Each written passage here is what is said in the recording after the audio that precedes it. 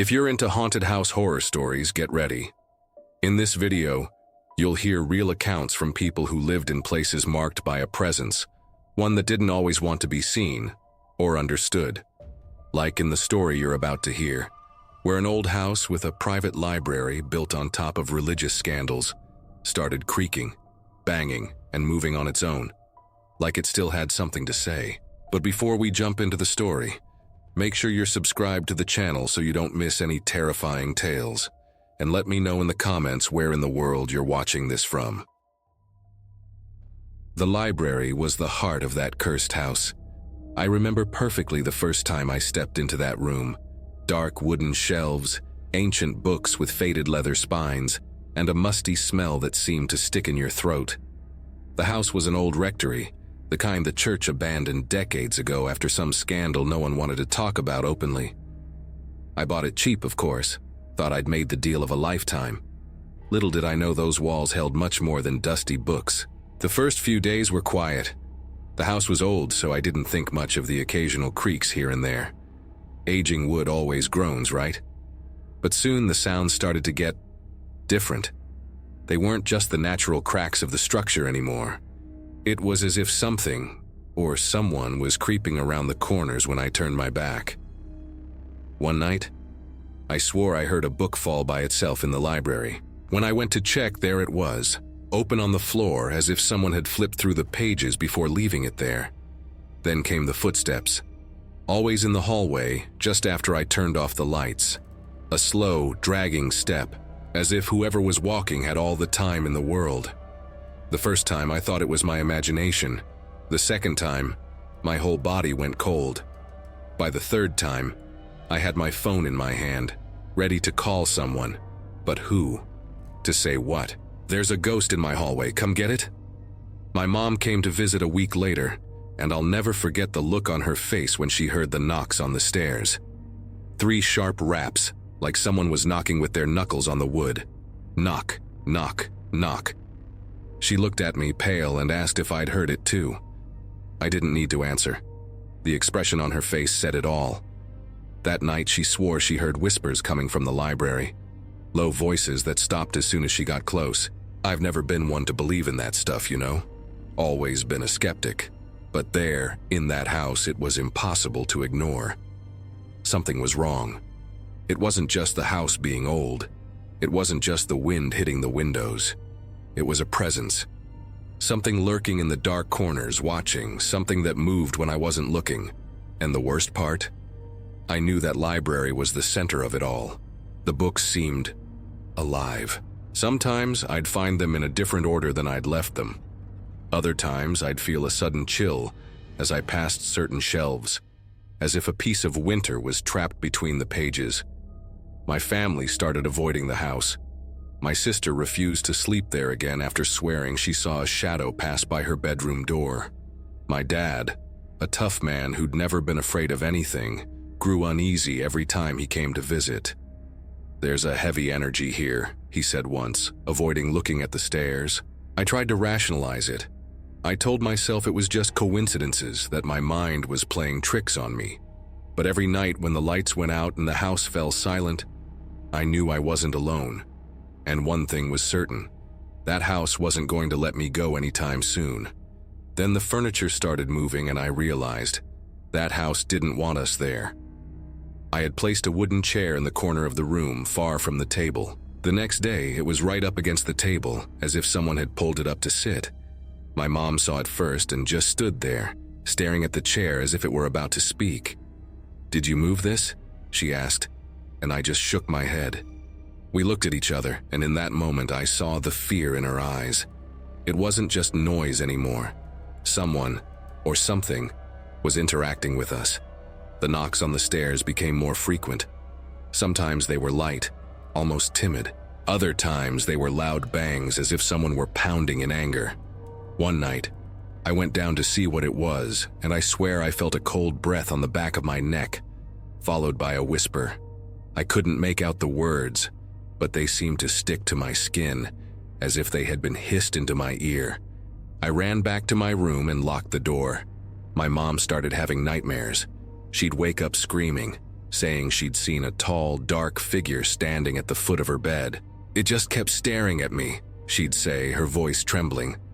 I tried to calm her down, but deep down I knew she wasn't making it up. I felt it too. It was as if the house were breathing, as if the walls closed in tighter at night, squeezing us. The last straw was what happened in the library.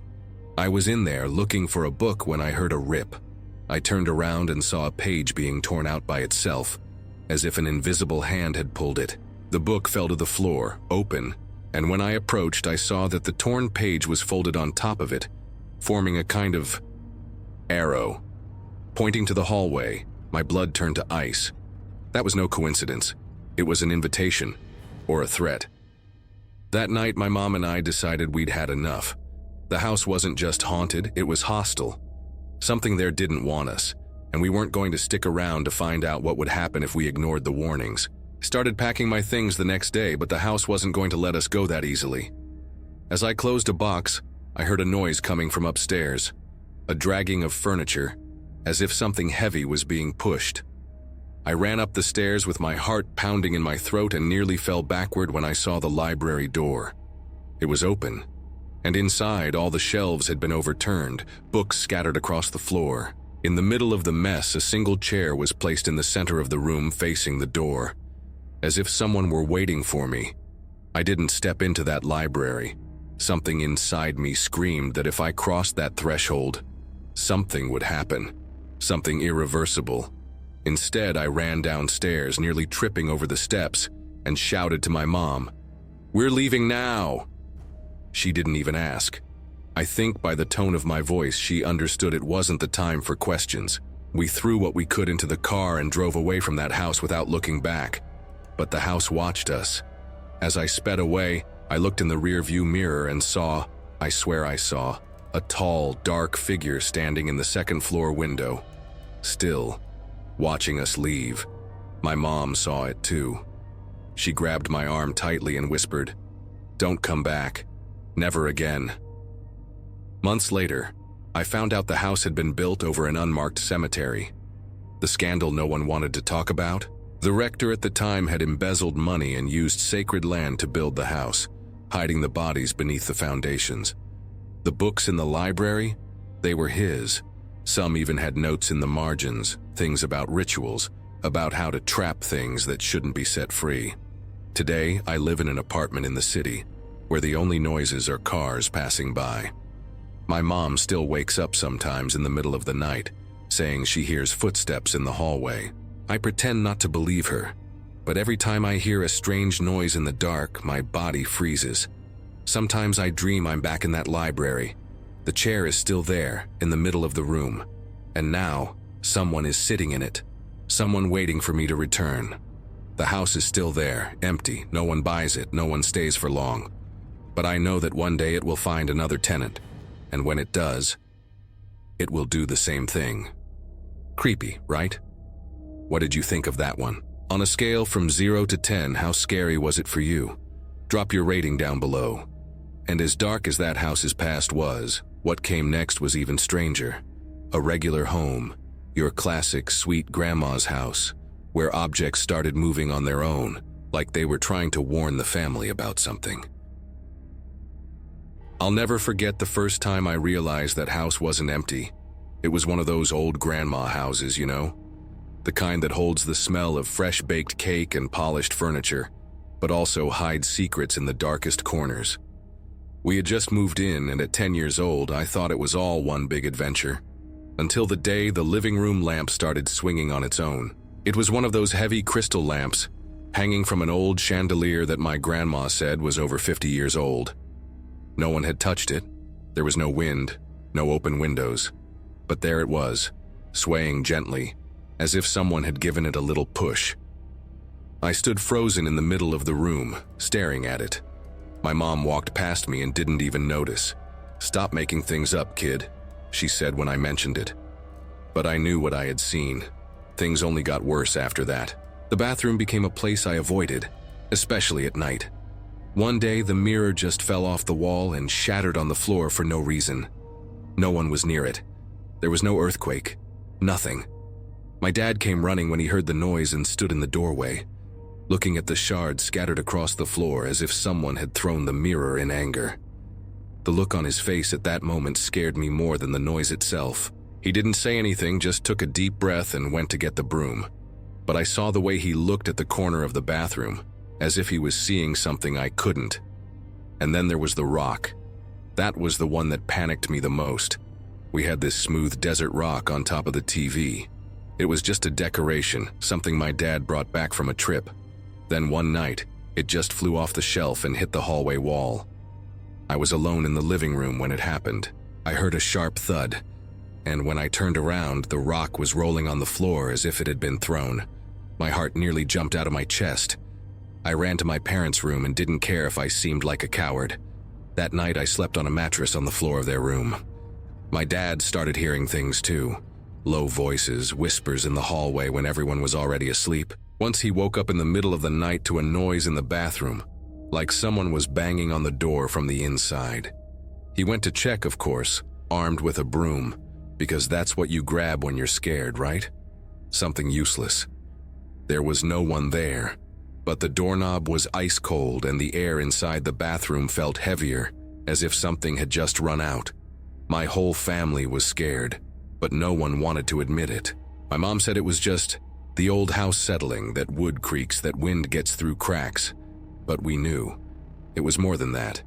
It was as if the house breathed when we weren't looking, as if something, or someone, was always there, watching us, waiting for us to let our guard down. I developed an absurd fear of being alone, especially at night.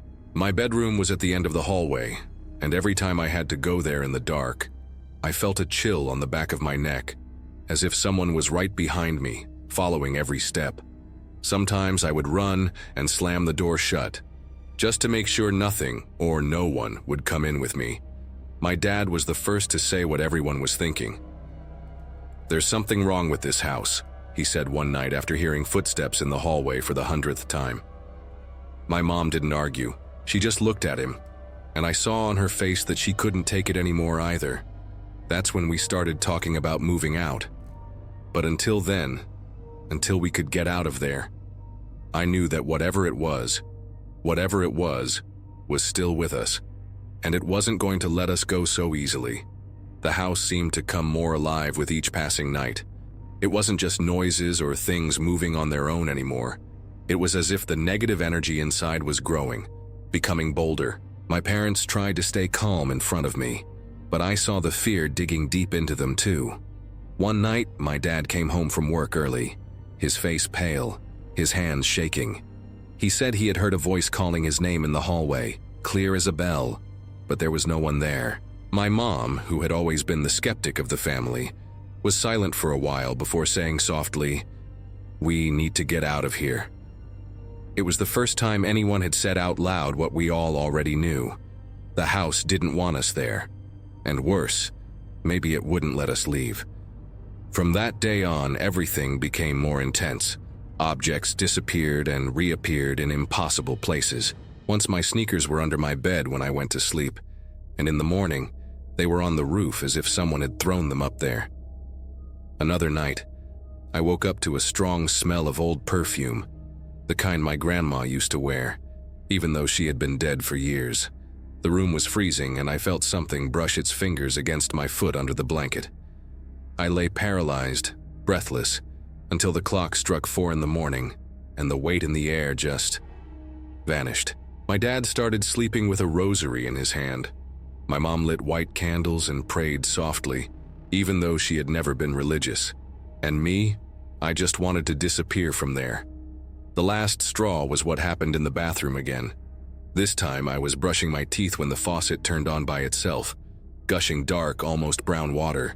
I screamed, and my dad came running. By the time he got there, the water was normal again, but the mirror, that same one that had fallen before, was all fogged up, with 3 thick streaks, as if someone had dragged their fingers across it. That's when my dad looked at me and said seriously, "Tomorrow we start looking for another place to live." But the house wasn't going to let us escape that easily. That very night, we heard knocks on the walls, coming from all sides at once, as if a dozen people were pounding from inside them. The furniture scraped the floor on its own, And outside in the backyard, you could swear there were figures moving between the trees. I couldn't sleep. I lay there, listening to my parents whispering in the next room, discussing whether we should leave that very night. And then, right in the middle of the silence, I heard something that made me freeze.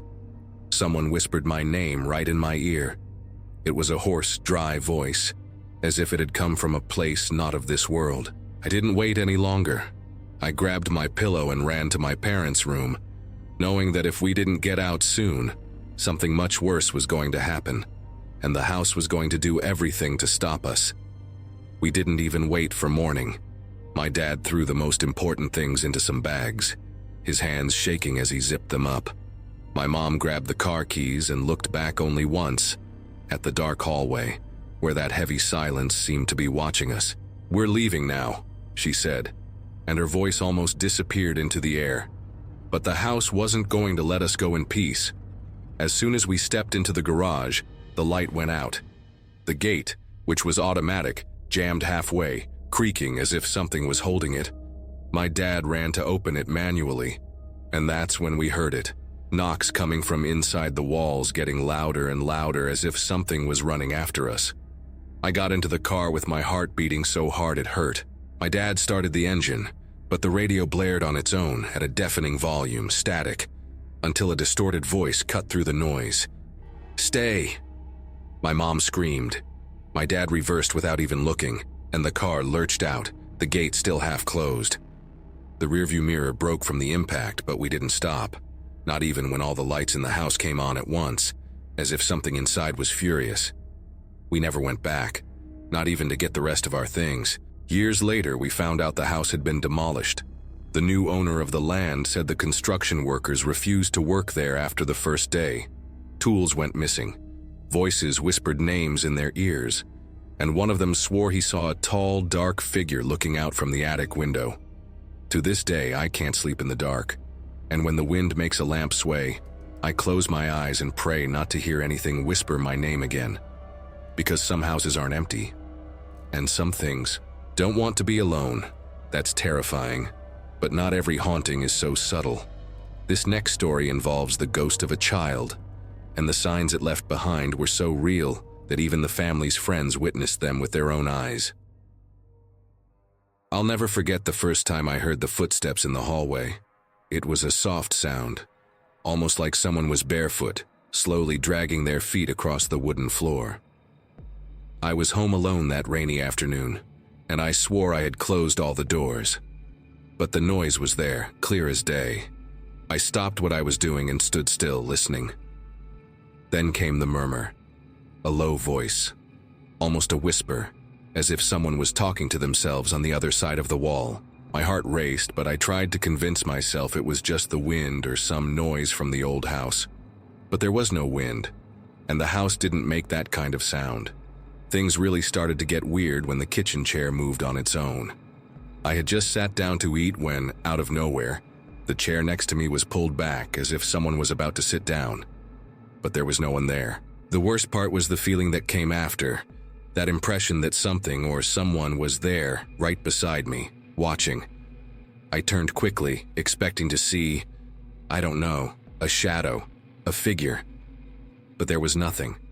Just emptiness and a cold that wasn't normal. My friends thought I was going crazy, until the day Ryan and Emily came over to spend the night. We were in the living room watching a movie when Emily froze and looked at the empty couch beside her. "You guys, do you see that too?" she asked, her voice trembling. Ryan turned pale. I didn't see anything, but they swore there was a child sitting there, facing away, with their head down. The image lasted only a second, but it was enough to make us run out of the room. After that, the house got worse. Objects started falling off the shelves for no reason. A glass broke in the middle of the night, as if it had been knocked over by invisible hands. Fruits rotted within hours, even when they were fresh.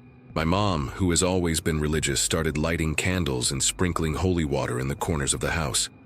She said she felt a heavy energy, as if something bad was trying to communicate. And me? I couldn't sleep properly anymore. Every night, before closing my eyes, I was sure something was in the room with me. It wasn't just fear. It was the physical sensation of someone breathing near my ear, of thin fingers brushing against the wall beside my bed. I would wake up with scratches I didn't remember making, and sometimes in the middle of the night, I would hear soft laughter coming from the hallway. My mom confessed she heard things too. Dragging noises, distant voices, as if someone was calling her from afar. Once she swore she saw a small shadow running into the room that was mine when I was a child. We started avoiding certain parts of the house, especially the basement and the back hallway, where the air was always colder. I never believed in ghosts, but there I knew there was something. Something that wasn't quite a child but pretended to be. Something that wanted attention. Something that maybe had never left that house. And the worst part? I didn't know if it wanted us to stay or if it wanted us to leave for good. It was when the doors started slamming on their own that I realized that thing wasn't going to stop. No matter how many candles my mom lit, how many prayers she said, the presence only grew stronger, and it liked to play with us. One night I was in my room when I heard a noise coming from the kitchen. It was something heavy being dragged. I went downstairs slowly, holding a rosary my mom had given me, and when I got there, the table had been pushed to the middle of the room. On top of it, 3 porcelain dolls we kept in the cabinet were lined up, all facing me. The weirdest part? They had painted eyes, but now they were all scratched out, as if someone had clawed at them. My mom started having nightmares. She said she dreamed of a child crying in the dark, calling for help. But when she got closer, the face would distort, and the voice would turn into an angry, hoarse whisper. One morning, she woke up with finger marks on her arm, small, thin, as if a child had grabbed her tightly. The last straw was what happened to Ryan. He came back to the house once, even after swearing he would never set foot there again. We were in the basement trying to find a box of old photos when the light flickered and went out. In the dark, we heard something dragging across the floor, and then Ryan screamed. When the light came back on, he was in the corner, cowering with wide eyes. "It touched me," he said, his voice barely audible. It ran its hand along my neck and whispered in my ear. He never told me what he heard, but he never came back to my house again. I couldn't take it anymore. Every night was the same. Shadows in the corners, muffled laughter, things being thrown to the floor. Even my mom, who had always been strong, started to get scared.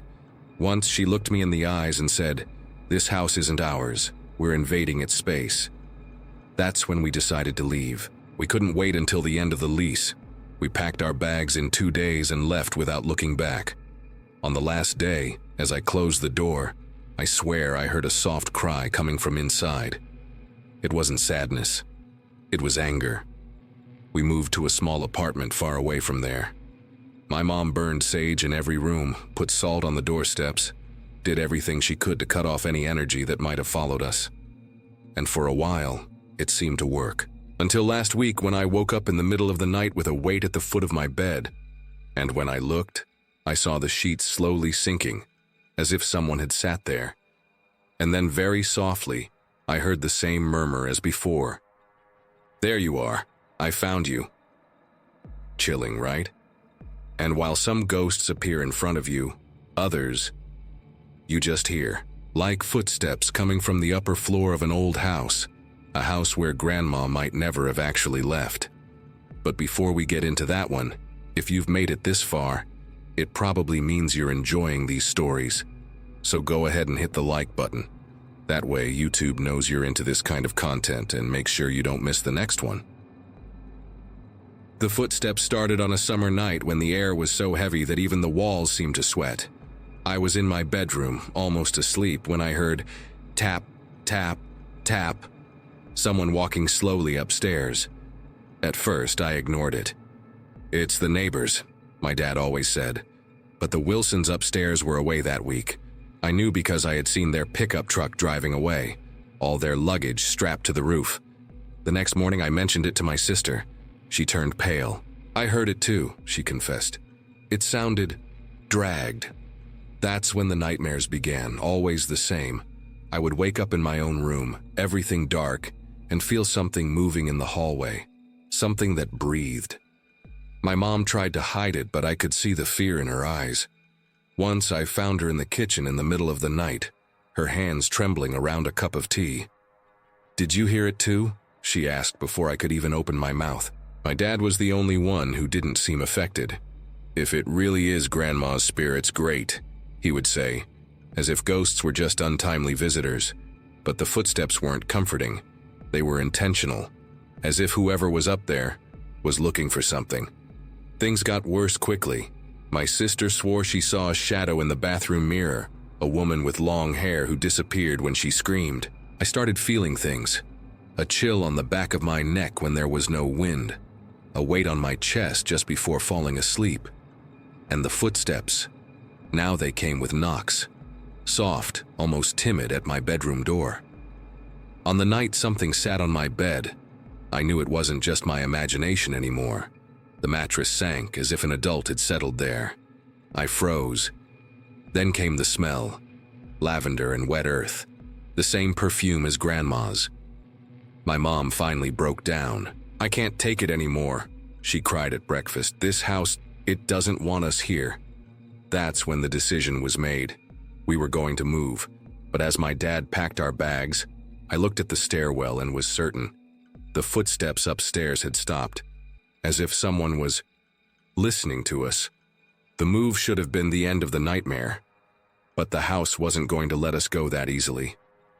On the night before we left, the footsteps upstairs grew louder. They were no longer dragged. Now they were marked, as if someone was furious. My sister locked us in the bedroom and we stayed there, listening to those footsteps coming down the stairs, one by one. Thud, thud, thud. They stopped on the other side of the door. The doorknob turned. My dad finally panicked. He yelled for it to go away, banging on the door as if he wanted to fight the emptiness. For a second, silence. Then, a cold sigh came from under the door, and the footsteps faded away. The next day, the move was chaotic. Boxes we had already sealed were found open. Objects disappeared on the way to the truck. The worst was when the driver, a tough guy who didn't believe in ghost nonsense, turned pale and said he had seen a woman in a white dress inside the house looking at us from the attic window. But the attic had been locked for years. When the last piece of furniture was taken out, my mom did something strange. She turned to the house and whispered, "Stay, we're leaving." That's when I felt it. A sickening relief, as if something had heard and accepted. The new house was modern, with no dark corners, no creaking wood. I slept through the first whole night in months. Until 3 days later, my sister woke up screaming. "She came with us," she cried. In the bathroom mirror, a smudge of lavender and wet earth. That night I heard it again, tap, tap, tap, not upstairs, inside my closet. The door began to open on its own, and there was the smell. Grandma. But Grandma never wore a white dress, and she never smiled like that with all her teeth. The last thing I remember is the whisper in my ear. "You are family. The house doesn't matter. You are the home." And then, the footsteps started again. Here, inside me. That was bizarre. What did you think of that story? On a scale from 0 to 10, how would you rate it? Let me know in the comments. I'll never forget the first time I saw that closet open by itself. It was in that cursed house on the outskirts of Lyon, one of those old buildings that seem to breathe when you turn your back. We had just moved in, my mom, my little brother, and me. The place was cheap, spacious, and the realtor swore it had no history, but he didn't mention that the walls had a memory. In the first few days, everything seemed normal. Just a few odd noises here and there, the kind you always find excuses to ignore. The wind, the plumbing, a rat. But then things started to get personal. I would wake up in the middle of the night with the feeling of someone sitting on the edge of my bed, the mattress sinking slowly as if an invisible weight was there. I would freeze, too scared to turn, until the bitter relief of realizing there was nothing, just emptiness. And the smell. Ah, the smell. It was like wet earth and something else, something sweet and rotten at the same time. It came from the basement, which had a door that was always locked, or so we thought, until the day my mom found it open. with small handprints in the dust on the floor, child's hands. But my brother Leo was 7 years old and swore he hadn't been down there. "It's the angels," he said one night, looking at the ceiling as if he saw something. "They're calling me." My mom turned white, and that's when the objects started to fly. Not glasses breaking or pictures falling. That would have been almost comforting, you know. It was worse. It was calculated. Once, I saw the salt shaker slide across the kitchen counter and stop in the middle of the table, as if someone had placed it there on purpose. Another night, Leo's books fell off the shelf one by one, in a row, like dominoes. We heard footsteps in the hallway when everyone was in the living room, and the doors. God, the doors. They didn't slam. They whispered. They opened a crack and stayed there, trembling as if something was holding the handle from the other side. My mom tried to convince herself it was just the house settling, until the day she saw the shadow. We were having dinner when her glass slipped off the table and shattered on the floor. She bent down to pick up the pieces, and when she stood up, she looked straight into the dark hallway. I saw the blood drain from her face. "There's someone there," she whispered. I didn't see anything, but I felt it. That chill that runs up your spine when you know deep down that you're not alone. The next day, she called a priest, an old man from the Saint-Jean parish, with that black cassock and a crucifix that seemed to weigh more than he did. The man arrived, looked at the house head-on, made the sign of the cross, and didn't enter. "There is no blessing that can cure what lives here," he said, stepping back as if the threshold burned. These walls were made with tears. He refused to say more and left, leaving us there, with the door open and fear creeping in like a mist. We moved out 2 weeks later. We packed everything in a mad rush without looking back. But to this day, when I close my eyes, I swear I can still hear that whisper of the doors and the smell of rotten earth. We thought that after leaving that house, everything would go back to normal. But the problem with things that shouldn't exist is that they don't follow rules, let alone walls. Our new apartment in Paris was small, full of light, with no basement or dark corners.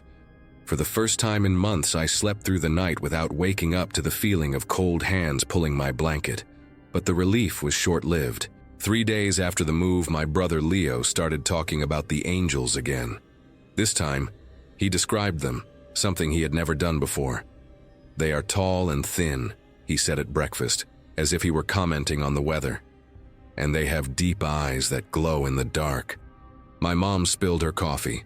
The cup didn't break, but the liquid spread across the table, forming a hand, a perfect silhouette, as if someone had pressed their fingers into the puddle. We just stared until the coffee dried. That night, I woke up to the sound of the radio turning on by itself in Leo's room. When I went in, he was sitting on the bed, staring into nothingness. The radio was tuned to static, but between the hisses you could hear a voice, a child's voice singing Frère Jacques on loop, increasingly distorted. I turned off the radio, but the music continued for a few more seconds, as if it were just in the air. My mom started losing sleep. She confessed that she heard laughter in the hallway when Leo and I were already in bed. "It's not a child's play," she said, her eyes sunken. "It's mimicry, as if someone were trying to sound like a child and couldn't." Once, she swore she saw a figure behind me in the kitchen, a shadow too thin with arms too long, just watching. When she screamed, it disappeared. The last straw was the mirror. I was getting ready for school when I noticed something written in the bathroom steam, thin letters as if someone had traced them with a finger. Voltemos. Let's go back. Wrong. On purpose. When I rubbed it, the word didn't come off. It bled, dark red dripping down the glass. I ran out, and when I returned with my mom, the mirror was clean. But on the floor in front of the sink, there were 3 small, wet footprints. That's when my mom decided to seek real help. Not a priest, not a psychologist. Someone who knew what the hell we were dealing with. She found a woman who worked with spiritual cleansing. Madame Dufour was a lady in her 60s, full of silver rings and a strong smell of rosemary. She had barely set foot in the apartment when she made a face. "You didn't bring a haunting," she said. "You brought what it wants." She explained that some houses aren't haunted by accident. Someone prepares them, Someone feeds them, and whatever was in that house in Lyon wasn't a ghost. It was something pretending to be one. "Children are easy to deceive," she murmured, looking at Leo, who was playing on the floor without noticing the conversation. "Angels, demons, it's all the same if they know how to lie right."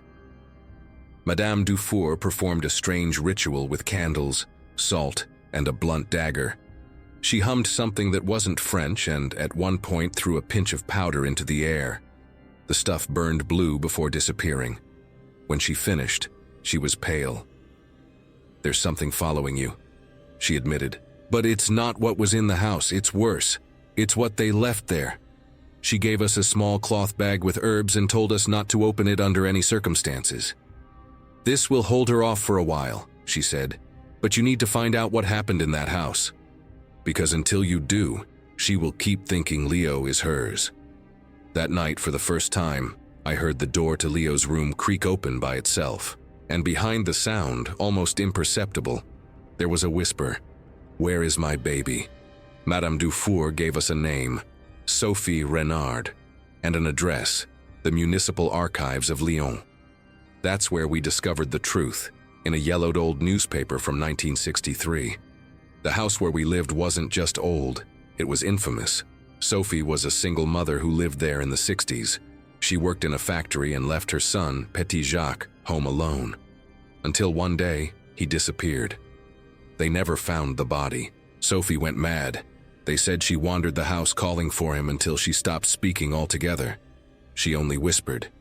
And then, 3 months after the child's disappearance, Sophie was found dead in the basement, on her knees, with her hands buried in the earth up to her elbows, as if she had dug with her own nails. The report said cardiac arrest, but the photo in the newspaper told a different story. Her face was frozen in a wide, impossible smile, with her lips bleeding from being stretched so far. And in the corner of the photo, almost out of frame, you could see the basement wall, where someone had scratched with something sharp a word, "Found." That's when I understood. The house wasn't haunted by Sophie. It was haunted by what she found down there. And now this thing, whatever it was, had taken a liking to Leo. We returned to Paris with that crumpled newspaper in our bag, but it was too late. The bag of herbs Madame Dufour gave us was burned, as if it had caught fire from the inside. And Leo. My brother was no longer my brother. He would spend hours staring at the wall, answering questions no one asked. "Yes, I know," he would murmur. "Yes, I will." One night, I woke up to find him standing in my room. "She says you can come too," he whispered in a voice that wasn't his. "But you have to dig first." My mom panicked. She called Madame Dufour right away, but the woman just shook her head. "She has already marked him," she said. "Tomorrow at midnight she will come to take him." We didn't have until sunrise. Madame Dufour explained the plan with a firm voice, but her hands were trembling. We were going to have to trick her. "Things like this don't understand lies or truth," she said. "They understand smell." And that's how, at 11:30 p.m., I found myself in Leo's room with a shovel in my hand and a bag of dirt from the Lyon cemetery that Madame Dufour had gotten God knows how. She spread the dirt in a circle on the floor and made Leo stand in the middle.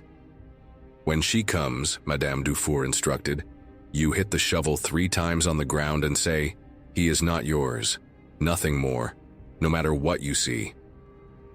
The clock struck midnight. The lights flickered once, twice, and then the temperature dropped.